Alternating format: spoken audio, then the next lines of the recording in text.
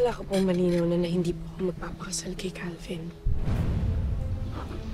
Anak, kahit para sa akin lang, bigyan mo na ng pagkakataon si Calvin. Matututunan mo rin mahalin niyo. Ano man? Bakit di niyo po mahintay na bumalik yung alaala ko bago po ako gumawa ng isang napakalaking desisyon para sa buhay ko?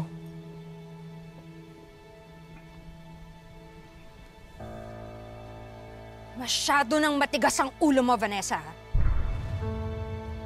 Alam namin na may sakit ka. Pero siguro hindi mo naman nakakalimutan ang lahat ng sakripisyo namin para maibigay ang lahat ng pangangailangan mo. Ngayon na kami ang humihiling sa'yo, hindi mo kami mapagbigyan? Teka. Buhay ko po yung hinihiling ninyo, Mama. Hindi naman po mamahaling damit, gamit, kotse, bahay. Buhay ko po, kinabukasan ko. Hindi! Ma! Magpapakasal ka kay... Bigyan ko naman po si Calvin, di ba? Minahal ko si Calvin. Pero ngayon nakita ko po na hindi po maganda yung pagkatao niya. Hindi ko po siya kayang pakasalan. Sige na, sa kanila natin pag-usapan to.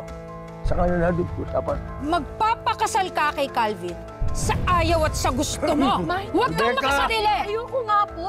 Huwag niyo Vanessa! po ako pilitin, Ma. Hindi ikaw ang masusunod dito, kami! Hindi ko consider yung nararamdaman ko. Vanessa, tama na sabi! Hindi pa pwede! Ma, nakita niyo naman kung paano... Tama na sabi! Rebecca! Vanessa! Hindi mo kami pinakikinggan eh! Tama na! William! Tama na sabi! William! Tama na! William! William! Tulong! Ano bilisan mo? Sir! William! Tulong! William! William! William! William!